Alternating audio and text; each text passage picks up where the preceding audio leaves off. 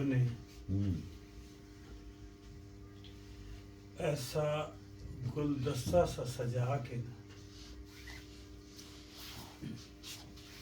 ماحول کو خوشبودار کیا سبحان اللہ کہ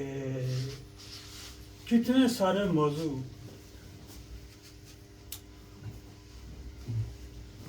چھیڑ دیے کہ ہر موضوع چاہتا ہے کہ اس کو چھیڑا جائے، مزید چھیڑا جائے، مزید چھیڑا جائے، سبحان اللہ سبحان اللہ، اور جیسے چھیڑا جائے وہ اپنی خوشبو مزید تیز کرتا ہے۔ اب ان موضوعات میں سارے بہت اچھے، انتہائی خوبصورت اور اپنی خوشبو کے لحاظ سے اور اپنی ضرورت کے لحاظ سے اور موقع محل کے لحاظ سے انتہائی تازہ اور تازہ دم ہیں، لیکن مجھے سب سے زیادہ یہ شب اسرا کا لگتا ہے کیا بات کہ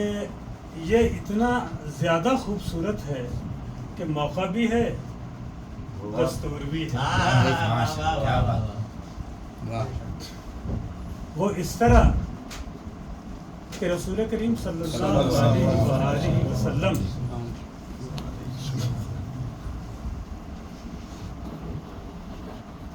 آئیے قاری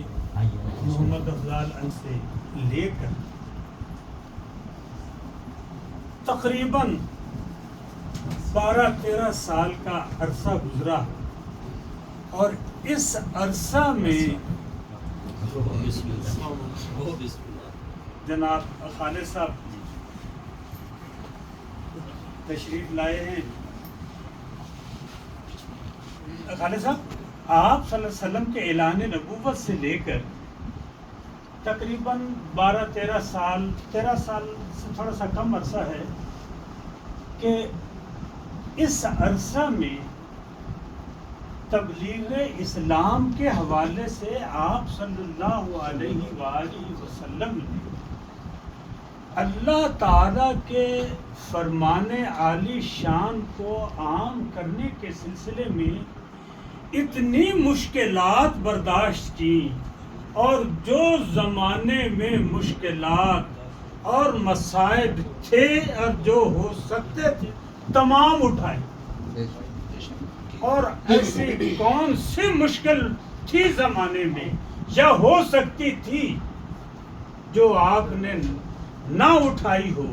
اور کبھی ہائے بھی نہیں کی اور کبھی سی بھی نہیں کی اور کبھی محسوس بھی نہیں ہونے دی اور کبھی اس سے تنگ بھی نہیں ہے، کبھی بھی تنگ نہیں۔ اور اللہ تبارک و تعالی جل شانہ اپنے محبوب کی اس ثابت قدمی کے لمحے لمحے کو دیکھتا رہا، صرف دیکھتا ہی نہیں رہا، اپنے محبوب کی ان احساسات کو ہر ایک لمحے کو اتنے تقرب سے دیکھتا رہا کہ جتنا محبوب نے احساس نہ ہونے کے احساس کو بھی چھپایا۔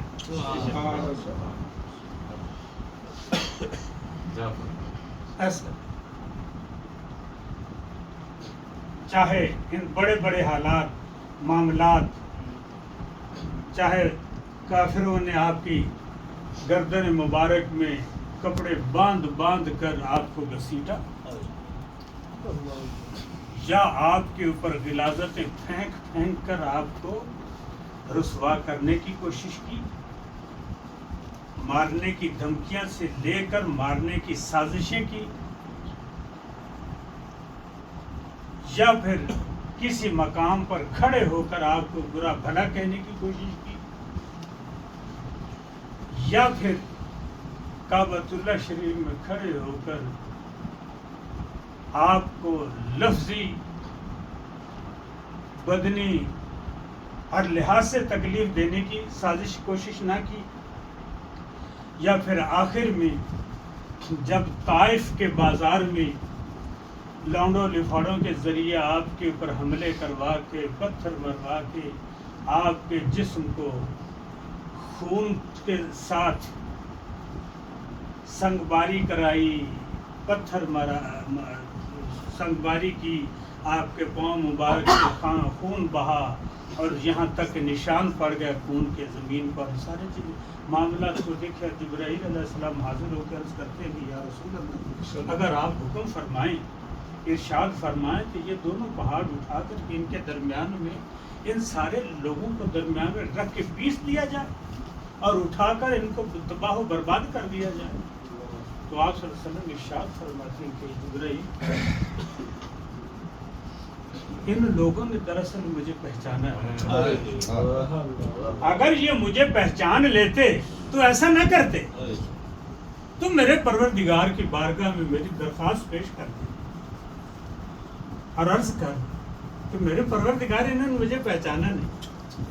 تو انہیں ہدایت عطا فرما دے، میری درخواست پیش کر۔ حفیظ جالندری نے کیا خوبصورت اس کا نقشہ کھینچا، دعا مانگی، الہی قوم کو چشم بصیرت دے، بیچارے بے خبر ہیں یہ، انہیں نور ہدایت،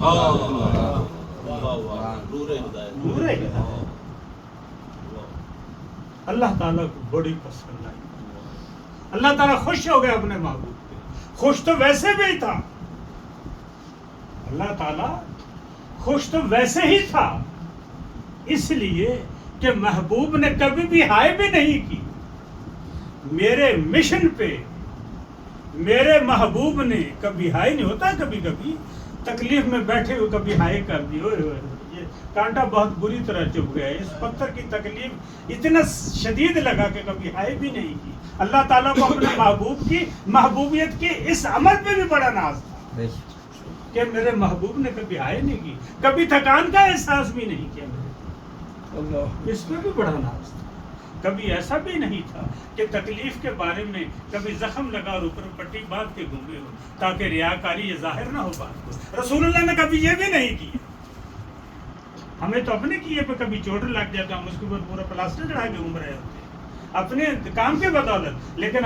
محبوب کریم صلی اللہ علیہ وسلم نے اللہ تعالیٰ کے کام کرنے کے سلسلے میں کبھی اوپر پٹی بھی نہیں باندھی، کبھی یہ بھی نہیں کیا تاکہ یہ ریاکاری میں شامل نہ ہو جائے، تاکہ کوئی ظاہر نہ ہو جائے۔ اللہ تعالیٰ کو یہ بھی ناز تھا اپنے محبوب پر کہ میرے محبوب نے تو کبھی یہ بھی نہیں کیا۔ دعا مانگے الہی قوم کو چشم بصیرت، بیچارے بے خبر ہیں یہ، انہیں نور ہدایت، یہ بھی کبھی نہیں کیا۔ جب یہ صورتحال ہوئی تو اللہ تبارک و تعالیٰ نے خود سے اعلان فرمایا، اس کو محبوبیت کہتے ہیں، یہ ہے محبوبیت۔ کبھی کسی محبوب کی محبوبیت کو سمجھنا ہو تو یوں سمجھو، محبوب اس کو کہتے ہیں۔ کیا ہے محبوبیت؟ یہ ہے محبوبیت کہ آپ صلی اللہ علیہ وآلہ وسلم واپس تشریف لاتے ہیں، اپنی پھوپھی ذات بہن جو پختہ عمر کی تھی، بڑی عمر کی تھی، ان کے گھر میں آرام فرماتے، حضرت سیدنا جبرائیل علیہ السلام 40,000 فرشتوں کے ساتھ تشریف لاتے، آپ آرام فرماتے، اور اللہ تعالیٰ نے آداب سکھا کر بھیجا کہ جبرائیل جاؤ، میرا محبوب آرام فرما ہے، ایسے نہیں جانا، اس طرح جانا کہ محبوب کے آرام میں خلل بھی نہیں آئے، اور جا کر اپنے کافوری لبوں کے ساتھ میرے محبوب کے تلووں میں کف ہیں، جو پاؤں کے نیچے میں خمیدہ جگہ ہوتی ہے نا، وہاں جا کر یوں منہ لگانا کہ تیرا ماتھا انگلیوں کے ساتھ لگے، تیری ناک اس خمیدہ جگہ پہ لگے، تیرے لب اس خمیدہ کف کے ساتھ لگے، تیری ٹھوڑی ایڑی کے ساتھ لگے، اور جب یوں لگے لفظ تو پھر لگانا، پھر تم سانس لینا، پھر تیری سانس لے تو پھر میرا محبوب آنکھ کھولے۔ کیا بات، کیا بات، واہ کمال۔ صرف چومنا نہیں، چومنا نہیں، اچانک لب نہیں لگنے چاہیے، نہیں، تیرا پورا چہرہ فٹ ہو، ہائے ہائے واہ کیا بات۔ پھر تو جب سانس لے، پھر میرے محبوب کے تلووں میں وہ سرسراہٹ ہو تو میرا محبوب آنکھ کھولے، پھر تو کہنا الصلاۃ والسلام